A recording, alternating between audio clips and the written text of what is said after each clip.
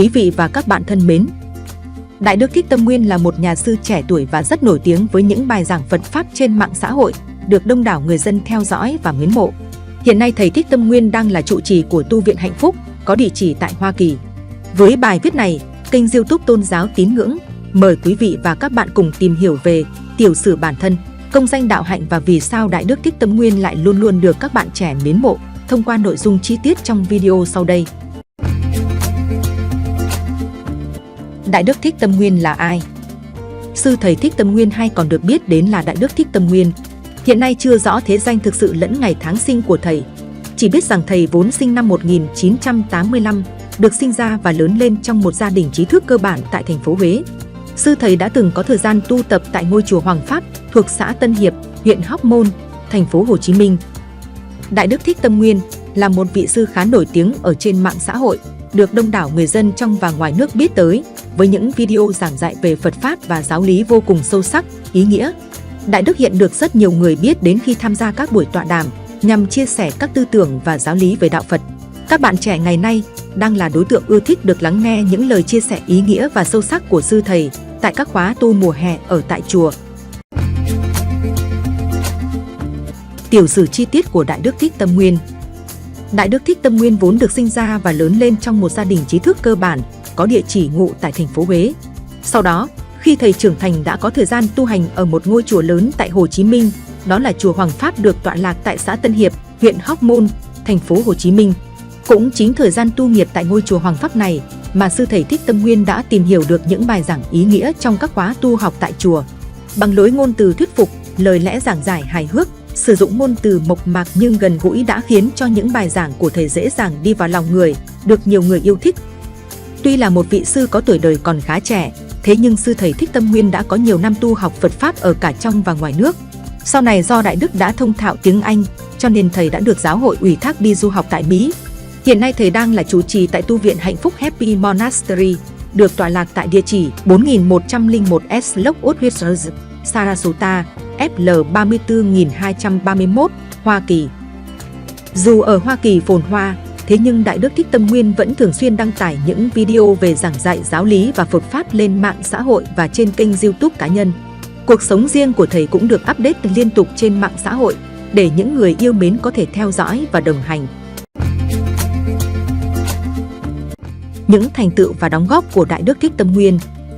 Với vốn kiến thức vô cùng vững vàng và tri thức sâu rộng đã được tích lũy, được thông qua nhiều năm tu hành, nghiên cứu Phật Pháp ở cả trong và ngoài nước, Đại Đức Thích Tâm Nguyên đã thường xuyên tham gia vào những buổi tọa đàm, hướng dẫn nhằm có thể chia sẻ tư tưởng và triết lý của đạo Phật tới đông đảo chư tăng ni, Phật tử trên khắp cả nước, thậm chí là cả ở nước ngoài.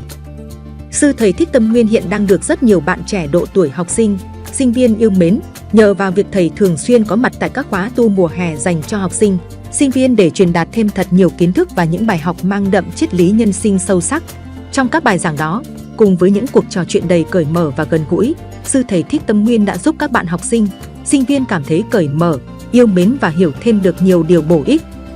Bên cạnh đó, Thầy đã sử dụng lối dẫn dắt vừa trò chuyện để lấy ra một số ví dụ từ các câu chuyện đời thường thực tế, lại vừa đan xen với những tư tưởng Phật giáo, nhưng đã được sử dụng nhiều từ ngữ gần gũi, dí dỏm nhằm phù hợp hơn đối với các bạn trẻ. Nhờ đó mà những bài giảng của Đại Đức Thích Tâm Nguyên đã truyền đạt tới được đông đảo các bạn trẻ tuổi cảm thấy thích thú và dễ hiểu. Những câu chuyện có trong cuộc sống đương đại cùng với những tình huống vô cùng thực tế đã được Thầy đưa ra rồi phân tích, lấy làm ví dụ đã trở thành những kiến thức và bài học đắt giá đối với nhiều bạn trẻ về sau này và cả trong tương lai phía trước.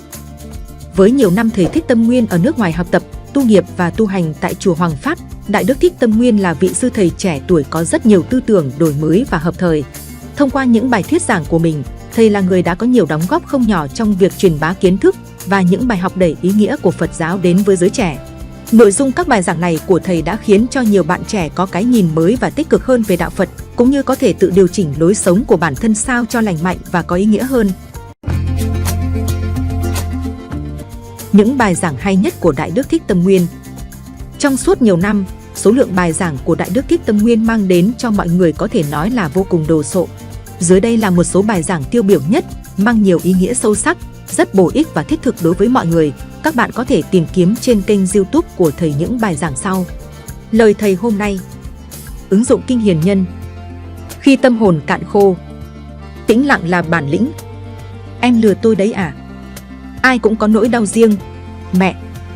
Sống ảo, sống trong mắt người khác. Một số câu nói hay và ý nghĩa của Đại Đức Thích Tâm Nguyên. 1. Bạn đừng nương tựa vào bất cứ ai, bởi vì ngay cả cái bóng của bạn cũng sẽ bỏ bạn vào lúc tối tăm. 2. Dùng mắt thương nhìn đời, thì cảnh nào cũng là tuyệt tác. 3. Bước tới của mỗi ngày là đang bước lùi của sinh mệnh.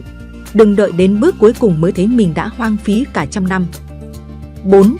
Ngày mới là để sống thảnh thơi, chứ không phải để khơi lại những gì đã cũ. 5. Đừng bao giờ giữ lại một cái gì để chờ dịp đặc biệt, mỗi ngày chúng ta sống là một dịp đặc biệt rồi. 6. Cuộc sống này không phải lúc nào cũng là một màu hồng. Nếu mà cuộc sống này chỉ toàn màu hồng thì cuộc sống này sẽ vô cùng tẻ nhạt. Cho nên, các bạn chúng ta hãy giống như một con lật đật, dù ngã bao lần cũng tự bật dậy đứng lên. 7. Đen không hẳn xấu, trắng chưa chắc đẹp, được chắc gì vui, mất đâu phải buồn. Biết vậy, thôi đừng vội phán xét. Nội dung video trên kênh Tôn giáo tín ngưỡng đến đây xin phép được khép lại. Nếu thấy video hay xin các bạn hãy nhấn like, bình luận và chia sẻ để lan tỏa nội dung video này tới cộng đồng. Quý vị và các bạn nhấn đăng ký kênh và nhấp vào biểu tượng chuông dưới góc phải màn hình để nhận được thông báo những video tải lên mới nhất. Cảm ơn quý vị và các bạn.